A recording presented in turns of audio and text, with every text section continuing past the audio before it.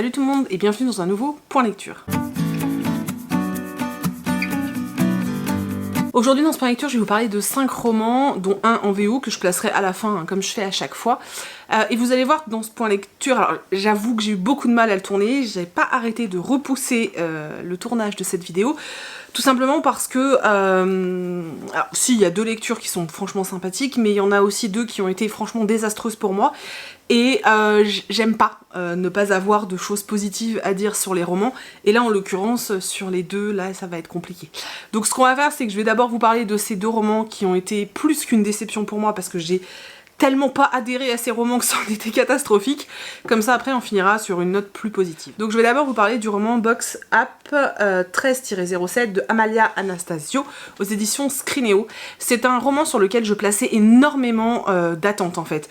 Vraiment pour le coup le sujet me donnait super envie, on était dans un univers futuriste qui était complètement différent du nôtre, où il allait se passer plein de choses. Enfin vraiment, moi quand j'ai lu le communiqué de presse et quand voilà j'ai vu cette sortie, j'étais vraiment, mais voilà, j'attendais ce roman, j'avais vraiment hâte de m'y plonger. Et quelle ne fut pas ma déception quand je me suis plongée dedans. Pour tout vous dire, même si je ne crois pas vraiment à la panne de lecture, je vous en ai déjà parlé, c'est pas un truc, voilà. Suite à ce roman, j'ai eu beaucoup de mal à lire, vraiment. Mais vraiment, c'est-à-dire que ce roman m'a complètement plombé mes lectures. Vraiment, enfin, voilà. Je pense que c'est le côté déception hein, qui a fait ça. Voilà, bon peut-être aussi la période de l'année, j'en sais rien. En tout cas, ce roman, je n'y ai pas vraiment adhéré. Je vais avoir énormément de mal à vous en parler parce que je crois que c'est bien une des premières fois où en fait je n'ai absolument rien de positif à dire dessus.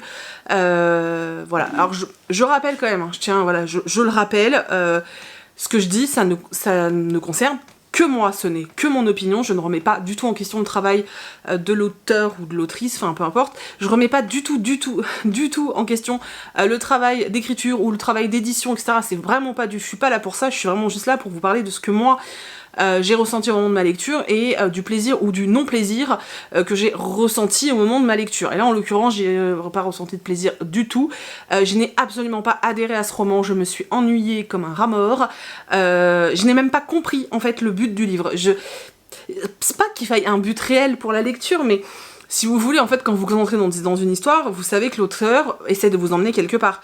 Là, en fait, jusqu'à la dernière page, j'ai cherché où on essayait de m'emmener. J'ai eu l'impression de lire le cahier de brouillon de l'auteur, en fait. Vous savez, ce petit cahier, en tout cas moi je sais pas, j'ai ça, mais je sais pas si d'autres le font, où en fait, tu détailles tout ton univers, dans lequel tu vas faire évoluer tes personnages. Alors tu vas pas forcément, dans vraiment ce que toi tu écris, tu vas pas forcément mettre tout ce qu'il y a dans ce petit carnet, parce que voilà, c'est ce que toi tu crées pour mettre en place la situation et pour mettre en place les personnages dans un lieu. Moi j'ai besoin de ça en tout cas pour faire vivre des personnages, et voilà, et puis bah après tu balances quoi. Enfin après tu fais évoluer tes personnages dans cet univers, et toi tu écris voilà l'évolution de ces personnages dans cet univers en développant un tout petit peu l'univers. Et là en fait j'ai eu l'impression de lire ça, donc oui, alors l'univers tu sais, hein, tu l'as, t'es bien en place, tu sais où t'es, alors ça y a pas de souci, tu sais où t'es, mais il se passe rien en fait, il y a pas d'histoire, en fait. Moi j'ai pas trouvé d'histoire, j'ai pas compris. Alors donc on est dans un univers ultra futuriste, on suit une jeune femme qui en fait vit comme ça, donc elle vit plus en connecté qu'en déconnecté, elle a un avatar, etc. Elle mène plus sa vie avec son avatar qu'avec elle-même finalement. Elle a son boulot, voilà, elle sort très peu de chez elle en IRL, hein, je parle vraiment d'un point de vue physique et réel, jusqu'au jour où en fait elle va avoir où elle va monter de grade, on va dire, et où elle va pouvoir en découvrir un petit peu plus sur l'endroit où elle vit, et on va vite se rendre compte que l'endroit où elle vit, c'est pas du tout paradisiaque, et que ça cache des choses, forcément. On suit aussi un autre peuple qui vit reclus de cette grande cité, qui eux vivent limite à l'âge de pierre, et qui ont très peur de la ville et de tout ce qui s'y passe, et vont envoyer entre guillemets des émissaires pour aller voir ce qui s'y passe. Voilà, c'est tout ce que j'ai retenu du livre. Je pourrais pas vous en dire plus parce que je n'ai rien retenu de plus en fait. Pour moi c'est une succession d'images, voilà, j'ai eu l'impression qu'en fait on me mettait une succession d'images, de lieux, il s'est passé ça, Voilà, donc elle, alors je me souviens plus de son nom, Aileen, voilà. Aileen, elle découvre qu'il y a eu ça, elle découvre qu'il existe ça, elle découvre qu'il y a ça. Ok, mais l'histoire, je sais pas. Je ne sais pas. Alors j'ai vu que certains le comparaient à un épisode de Black Mirror. Je pense qu'il y a, oui, effectivement, hein, il y a le but derrière tout ça, ça doit être une certaine dénonciation de la surconnectivité. Je ne sais pas si je viens pas d'inventer un mot, mais effectivement, je pense qu'il y a ça. Le problème, c'est que moi, j'avais quand même besoin d'une histoire, et là, je l'ai pas eu. Si j'avais pas cherché d'histoire et que j'avais simplement voulu lire quelque chose qui dénonce tout ça, je serais allée vers un essai. Là, je suis allée vers un roman parce que je voulais que l'histoire des personnages, l'aventure qu'ils allaient vivre, dénonce quelque chose. Mais je sais pas. Pour moi, c'est un échec total, cette lecture, et je vous dis, suite à ça, j'ai eu énormément de mal à lire. D'ailleurs, j'ai abandonné pas mal de romans après celui-ci.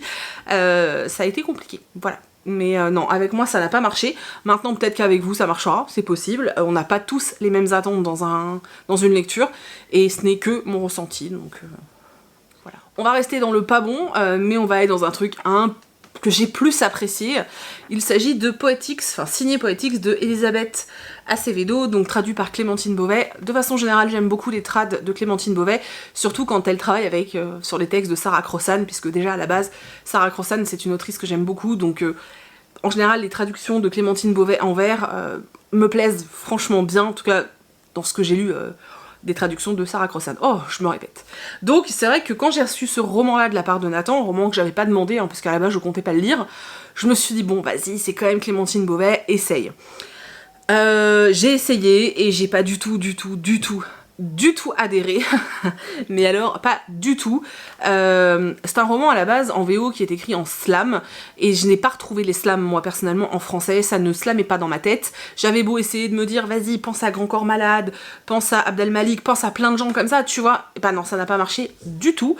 J'ai écouté un extrait en anglais de la version audio, et alors ça n'a absolument rien à voir, et là je pense que j'aurais pu prendre un pied pas possible. Sincèrement, je pense qu'en anglais et en audio, ça déchirait de ouf, mais je l'ai lu en français, et je l'ai lu simplement. Et du coup, ça ne l'a pas fait. Donc on va suivre Xiomara, qui est d'origine portoricaine, si je dis pas de bêtises. Non, République dominicaine, qui vient de Enfin, sa famille est de République dominicaine. Elle vit avec ses parents et son frère jumeau.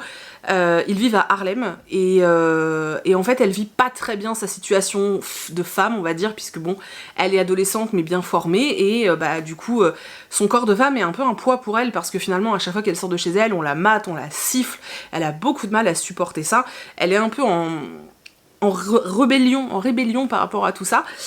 On voit beaucoup moins son frère, qui lui est dans un autre lycée, parce qu'il est, il a une orientation un peu particulière, donc il est dans un autre lycée, ils sont pas ensemble.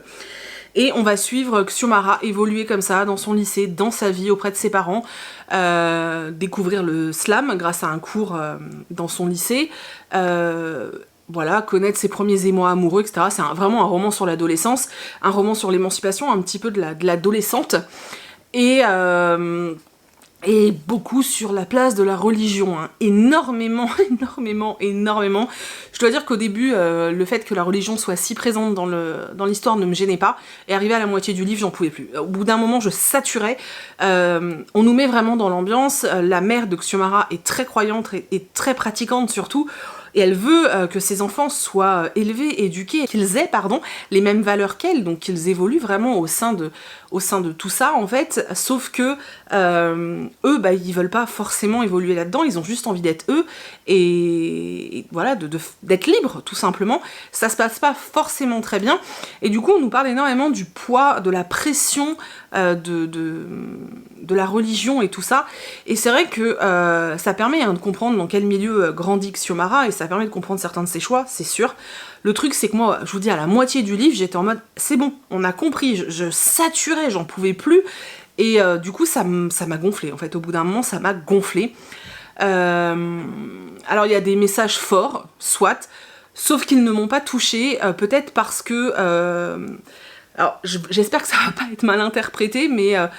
trop américanisé peut-être les soucis qu'on nous présente dans ce roman, des soucis qui sont peut-être au niveau de l'émancipation, etc., qui sont, oui, effectivement un peu universels, mais il y a quand même certaines choses qui je trouve sont très américaines et qui sont pour nous, Européens, difficiles peut-être à intégrer complètement, enfin je sais pas comment dire, je trouve pas le bon terme, mais on sait que ça existe, bien sûr, on sait que ça existe, on sait que c'est horrible, enfin voilà, là-dessus il n'y a pas de problème, je suis complètement d'accord, mais m'identifier à ça c'est assez compliqué parce que je ne suis pas dans cette culture américaine et je ne connais pas toutes ces problématiques-là. Ça me pose moins de problèmes dans un livre fantasy puisque c'est un univers inventé. Là non, on est vraiment dans un livre ancré dans une réalité que je ne maîtrise pas et que je ne connais pas. Peut-être que ça m'a posé problème, je sais pas. J'ai essayé de comprendre ce qui m'avait vraiment bloqué dans cette lecture. En tout cas, j'ai pas du tout pris de plaisir, je me suis... Voilà, j'ai pas aimé l'écriture, j'ai trouvé l'histoire lourde au bout d'un moment, mais bon voilà, ça se lit quand même plutôt bien.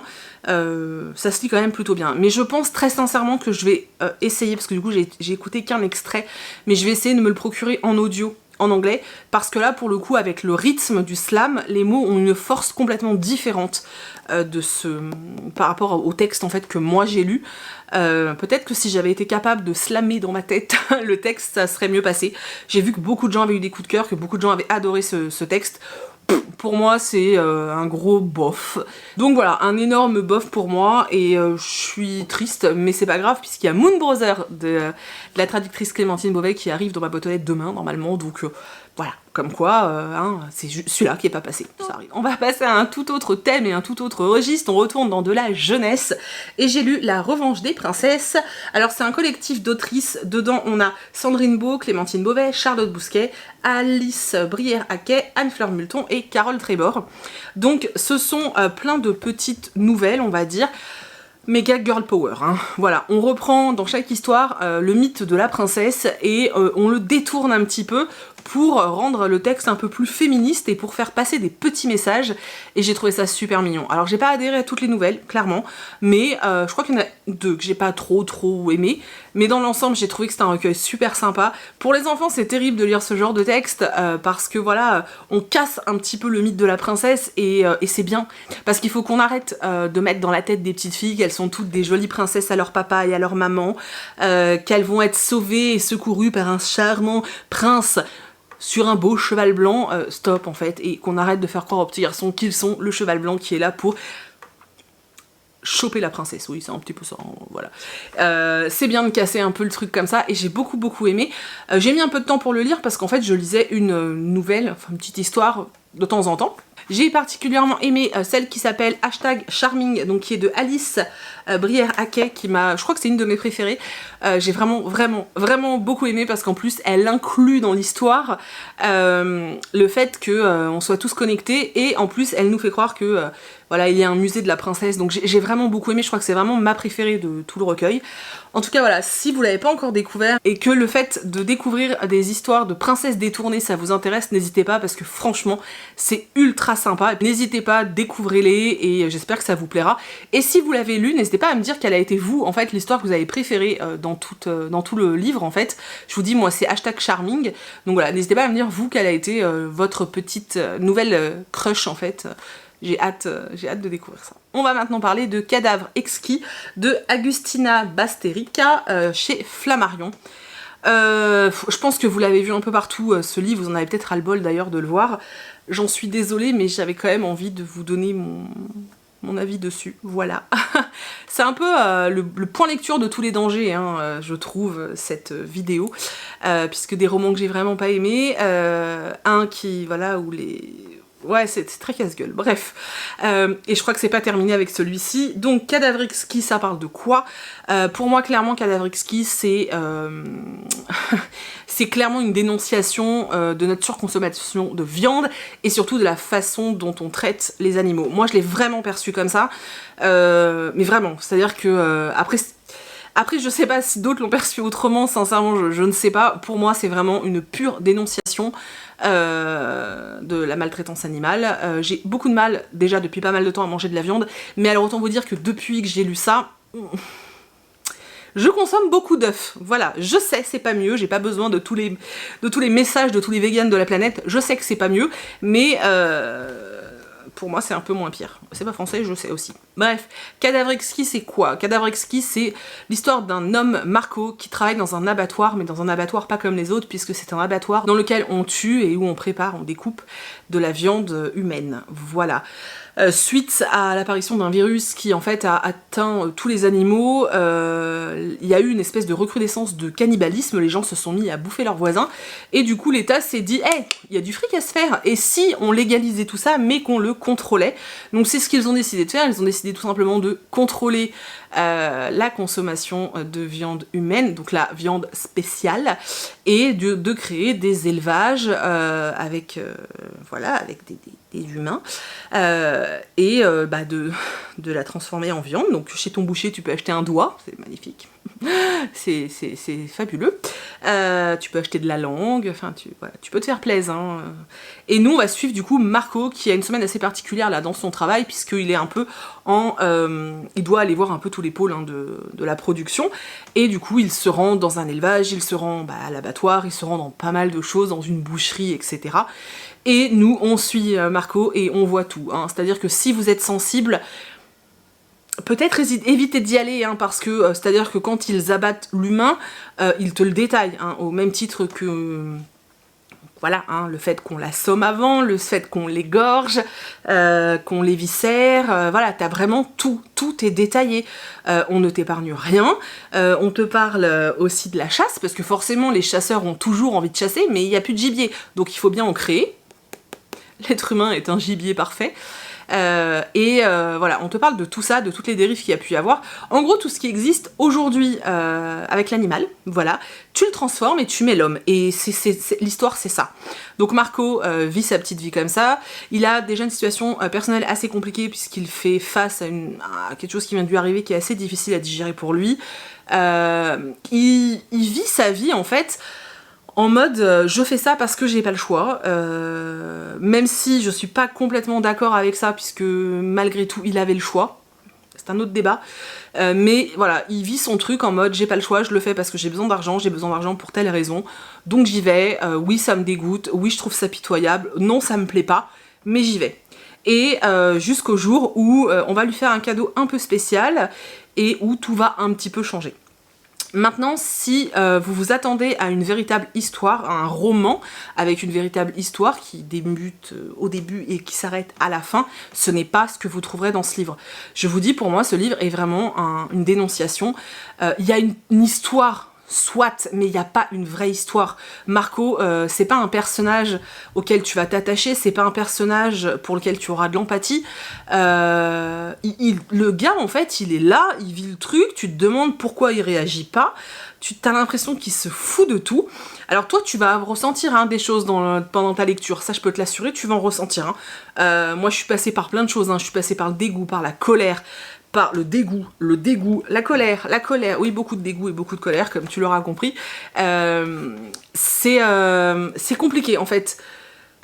C'est compliqué de vous parler de ce roman parce que j'ai pas non plus envie d'entrer dans un débat interminable et de vous donner réellement mon opinion sur tout ça, parce que ce n'est que mon opinion et que je ne suis pas là pour ça. Moi, je suis là juste pour vous parler du roman. Et c'est compliqué un roman comme ça, puisque ça engage tes propres... ça engage ton opinion personnelle, en fait, et c'est pas quelque chose que j'ai envie de partager, en tout cas pas quand on parle de lecture. En tout cas, c'est un livre que je suis contente d'avoir lu, c'est un livre qui est très intéressant, c'est un livre qui te remet un petit peu les pendules à l'heure, en fait, parce que tu peux te dire aussi, non mais attends, t'es choqué en lisant ce roman, mais finalement ce qu'on te raconte là, c'est pas une fiction, gars, en fait. Ce qu'on te raconte là, c'est quelque chose qui existe réellement, sauf que c'est pas des humains. Sauf qu'à la place des humains, tu mets une vache, tu mets un cheval, voilà, c'est ça en fait, je pense que c'est ça qui est le plus dérangeant, et je pense que le livre est fait pour ça. Maintenant, je me suis quand même vachement interrogée pendant un moment à savoir si le livre était là justement pour te déranger, ou s'il avait un autre intérêt. Moi, mis à part la dénonciation, j'y ai rien trouvé d'autre. Voilà, le style en plus de l'autrice est assez particulier, vraiment, c'est assez particulier. Elle nous a créé un personnage qui est vraiment bizarre, qui est pas évident à suivre. Mais malgré le fait que ce soit glauque, que ça te mette en colère, que ça te dégoûte, Il est inlâchable ce roman, je l'ai ouvert, j'ai été incapable de m'arrêter dans ma lecture, je voulais aller jusqu'au bout, jusqu'à cette fin qui moi personnellement m'a mis dans une colère noire, qui m'a fait me poser encore 50 milliards de questions et surtout qui te dénonce encore quelque chose en fait du point de vue humain, tu te dis mais mon Dieu on est des pourritures et ouais alors c'est pas très joyeux comme livre, hein. Si t'es dans un bad mood, n'y va pas, tu vas te déprimer. Mais c'était une lecture intéressante et je suis contente de l'avoir faite. Je suis vraiment contente de l'avoir faite. Maintenant, pour moi, c'est loin d'être un coup de cœur. C'est un roman que je ne relirai jamais. C'est un roman que je n'irai pas réouvrir pour lire. Loin de là. Vraiment loin de là. C'est un livre, par contre, dont je me souviendrai. Ça, c'est clair. Mais des romans qui défendent la cause animale, j'en ai lu des bien meilleurs et qui avaient un impact tout aussi fort, tout en étant moins choquant. Voilà. Maintenant, je sais qu'il y a des gens, des personnes, des ados qui sont assez jeunes qui me regardent. C'est pas pour vous. Je vous le dis, c'est pas pour vous, c'est bien trop choquant et bien trop dur.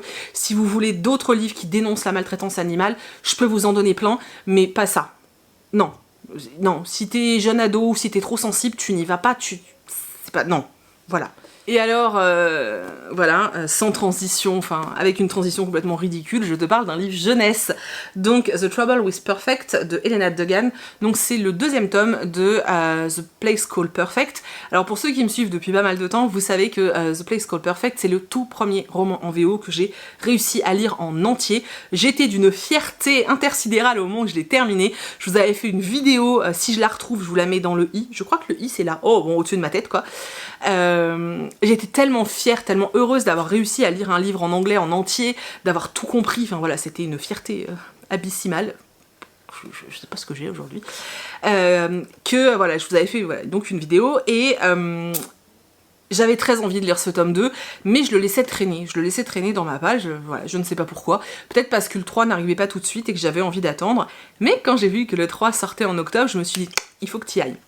Alors je vais pas pouvoir vous parler du tome 2 parce que je vous spoilerai le tome 1 et ce serait franchement dommage. Du coup je vais vous parler un petit peu du tome 1 pour ceux qui n'étaient pas là dans les débuts. Donc dans ce livre on va suivre une jeune fille qui s'appelle, enfin vraiment une enfant, hein, qui s'appelle Violette, qui va venir s'installer dans une nouvelle ville, Perfect, avec sa famille, et en fait à partir du moment où ils vont s'installer là, il va se passer des choses extrêmement bizarres, à savoir que son père va disparaître et que tous les gens de la ville ont un comportement hyper étrange. Elle va faire la connaissance d'un garçon qui s'appelle Boy, on sait rien de plus, il s'appelle juste Boy, qui va lui dire qu'il y a des gens très malfaisants dans cette ville qui manipulent tout le monde, et eux ils vont partir voilà, pour essayer de résoudre tous ces problèmes. C'était vraiment super chouette, j'avais adoré le tome 1. Le tome 2 a été un peu plus lent pour moi, j'ai trouvé que c'était un peu plus long peut-être parce que c'est un peu le même schéma. On retrouve Violette et Boy qui sont soumis à une autre chose, toujours dans leur ville bien aimée. On reprend bien sûr tout ce qui s'est passé dans le tome 1. C'était fort sympathique quand même, hein. Franchement tiré par les cheveux, mais c'était vraiment sympathique. Mais j'y ai trouvé quelques longueurs, voilà, je suis honnête, j'y ai trouvé quelques longueurs. Cela dit, j'ai quand même ultra hâte de lire le tome 3. Donc voilà, quand il sortira en octobre, je pense me le procurer et j'espère ne pas le faire trop traîner dans ma palle. Voilà, j'espère. Parce que ça m'embêterait en fait, voilà. Mais voilà, et niveau anglais, je vous ai parlé dans le dernier point lecture de Behind the Bars de Brittany Setcheri. Behind the Bars est beaucoup plus facile à lire que ça. C'est-à-dire que moi je sortais de mon contemporain, enfin de ma romance contemporaine, je suis allée là-dedans et là j'étais c'est vachement compliqué. Alors c'est pas que c'est vachement compliqué, c'est juste qu'en fait, comme il y a plein de choses qui n'existent pas et qui ont été inventées par l'autrice, du coup bah il y a du vocabulaire qu'on maîtrise pas en fait. Et là, contrairement au roman d'avant que j'avais lu en VO, là j'ai dû faire appel à mon dico quelques fois quand même, hein. Pour l'autre, pas du tout, parce que c'est du vocabulaire courant, c'est des phrases très faciles. Là, on est quand même dans un univers complètement inventé, avec des monstres inventés, avec des machines inventées, avec plein de choses qui n'existent pas. Du coup, voilà, le niveau d'anglais est peut-être un petit peu plus... Enfin, le vocabulaire, pas le niveau. Le vocabulaire en anglais est peut-être un peu plus... moins connu, voilà, et moins connu, mais ça reste franchement abordable, c'est quand même du middle grade, donc ça reste abordable. Mais voilà, le contemporain était quand même, enfin la romance contemporaine était quand même bien plus facile à lire que celui-là, hein, je préfère le dire. Donc voilà. Et pour ceux qui me posent la question, parce qu'il y a des chances qu'on me pose la question, je ne sais pas s'ils vont être traduits en français. Pour l'instant, j'ai rien vu passer, donc je ne sais pas. Voilà. Donc voilà, c'en est tout de ce point lecture que j'ai repoussé à tourner depuis très longtemps. J'espère quand même que vous avez fait quand même des découvertes. Ouais, j'espère. Voilà. Il n'y a pas eu que du mauvais, hein, mais c'est vrai que c'était pas... Dernièrement, mes lectures sont pas folles. C'est un peu compliqué pour moi en ce moment au niveau des lectures, hein, je suis honnête. C'est assez compliqué. Je pense que là, dans les prochaines vidéos, vous n'allez pas avoir de point lecture, étant donné que je suis en plein... voilà, c'est un peu compliqué pour moi en ce moment. Je pense que du coup, vous aurez des vlogs lecture... voilà, sur les romans que je lis au moment où je les lis, ça va être beaucoup plus simple à gérer pour moi, en tout cas sur les 2-3 prochaines lectures, et après on repassera au point lecture. Voilà, mais là les points lecture, je vais pas réussir à les gérer, ça va être impossible, donc je préfère faire des vlogs. Et voilà, c'était juste pour vous tenir au courant, donc dans les prochains jours, prochaines semaines, ce seront des vlogs lecture où il n'y aura du coup qu'un seul livre à chaque fois. Ou deux, enfin là pour le prochain en l'occurrence, comme c'est une pavasse de 900 pages, il y aura qu'un seul roman. Mais voilà, c'était juste pour vous tenir au courant. N'hésitez pas à me dire dans les commentaires si vous avez lu certains de ces romans, si vous les avez aimés, franchement n'hésitez pas. Même si c'est des livres que moi je vous ai dit en début de vidéo que j'ai pas apprécié, au contraire, n'hésitez pas à me dire ce qui vous a plu, pourquoi vous les avez aimés, parce que c'est toujours hyper intéressant. Voilà, on n'oublie pas que même si vous avez adoré ces romans, je ne remets absolument pas en question votre jugement, je vous donne juste mon propre ressenti. Voilà, parfois avec un peu de maladresse, c'est possible, en tout cas je vous donne juste mon ressenti. Donc voilà, j'espère de la bienveillance, peu importe le sujet, dans les commentaires, et du coup j'ai hâte d'échanger avec vous, je vous fais plein d'énormes bisous, et je vous dis à bientôt dans une prochaine vidéo.